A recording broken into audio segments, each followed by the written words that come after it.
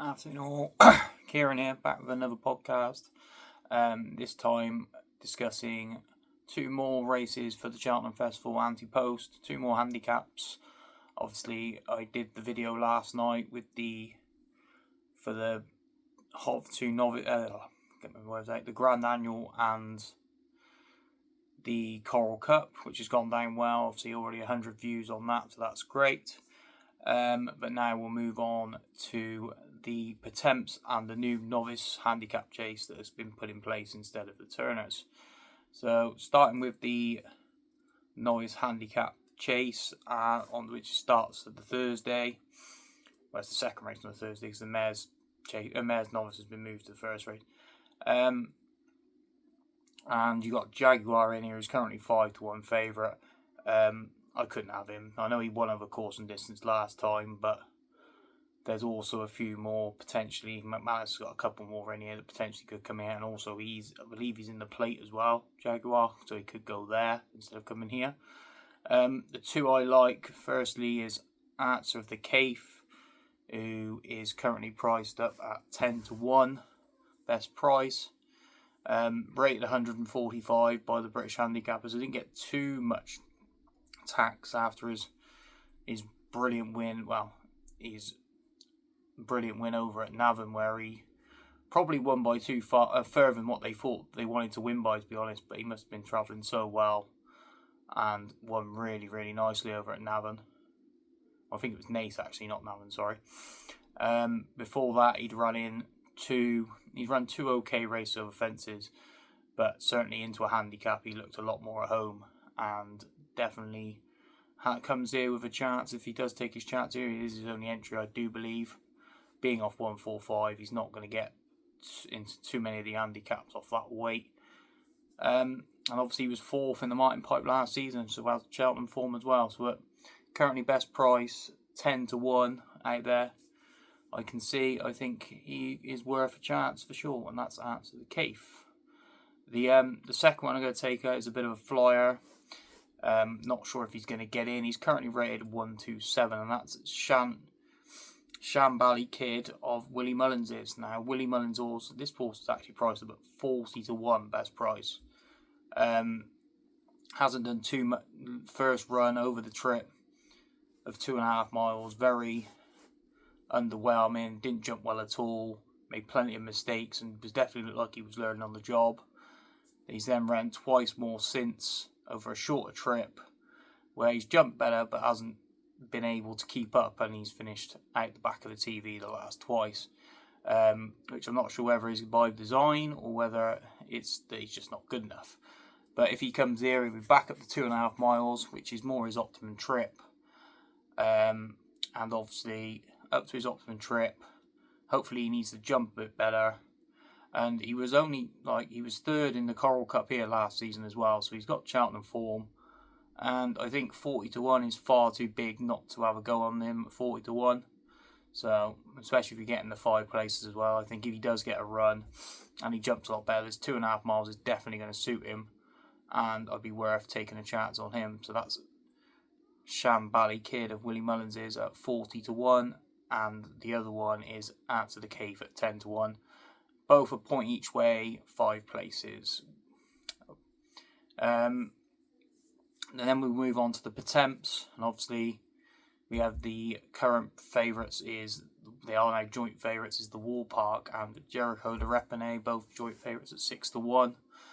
Now, everybody knows that I like the Wall Park, and if you follow my social media, that I think he's going to end up in the stayers. I think JP's going to want to run him in the stayers and not in this race, especially now he's got Jericho de Repene, who's come also in for the same ownership, that's going to come here as well. Why not? Why JP's not going to send the Wall Park with the potential he's got to the stayers? We shall see though. See what happens there. But I'm going to take both of them on. The first one is actually Jericho de Repene's stablemate, and that's Shire Bob. Currently best priced at 18-1. Rated 131, so he should get in. Currently, I think he needs a few to come out, but like I said, if the Wall Park goes, then the weights will be compressed. He's obviously another recovery mission from going chasing, and then didn't really fire chasing. He failed twice chasing them. They took him over hurdles, back to Sandown where he went and qualified for this final, and then he ran again a couple of starts ago where probably just to keep his eye in. I don't think he was the best of runs. It was over a shorter trip as well. Back up to 3 miles, back round Cheltenham, where he's obviously won before. He won there not last December, December before, December 2023, when he beat a couple. No, it wasn't. It was Trials Day, 2024. Sorry, where he won, and he obviously come out and beat and destroy the evidence and Moon d'Orange, and we obviously know what those horses have gone and done over fences since. So he's got course form. He'll come back here. He'll probably be the Henderson second string behind Jericho de Repene. But if the Wall Park does go to the Stayers Hurdle, then the likelihood is Jericho de Repene will have Mark Walsh on, and therefore Nico may ride Shanna Bob, which obviously could be a positive in itself for people that are fancying him. So 18-1 each way. He's got Cheltenham course form, and I think if he does get in, he's going to have a bit of a chance. That's Shanna Bob at 18-1. The other one is a bit of an unknown. Not sure if he's going to get in. He's certainly rated 1-7, and at 25-1, and that's Long Draw of Ollie Murphy's.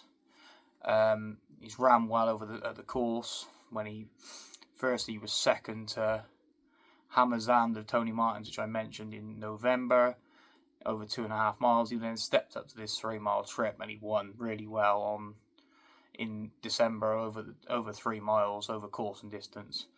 And I think stepping back up, coming back here to Cheltenham, he's now qualified. He ran in the pertempts hurdle, I think it was at Wetherby, to qualify. So coming back to Cheltenham, I think if he gets here, he obviously, like I said, course form, in a decent. He's already been in a hustle and bustle of a handicap and won one. He'll probably have Sean Bowen on board, which is always a plus. And I think 25-1 currently is far too big. So that's Shanna Bob at 18s and Long Draw at 25s. So to sum up the video, firstly we start with the Jack Richardson Novice's handicap chase, and the two selections are Answer the Cave at 10-1 and Sham Billy Kid at 40-1. Lost my prices there. At 40-1, 1 point each way, 5 places. And then in the pertempts we've got Shanna Bob at 18-1 and Long Draw at 25-1. Thanks for listening again, guys. I hope you all enjoyed the video. If you could please like and subscribe to the channel, that'd be great. And if I can get another 150 views of this video, then I'd be well appreciated with it. But thanks again, guys. Enjoy your day and happy punting.